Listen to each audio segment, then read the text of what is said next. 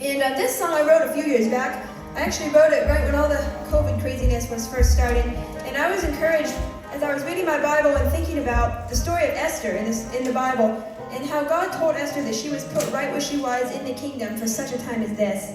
And so the words to this song have some parts of the story of Esther and also the story of Daniel in it. And I just want to encourage everyone to remember that we were each put here for such a time as this. That God has every single one of us alive right in this time in history for a reason. And so instead of living in fear, I think we just need to shut off the news and open our Bible and be bright lights for the Lord. So here's one that I wrote. Hope you enjoy it. It's called Such a Time as This.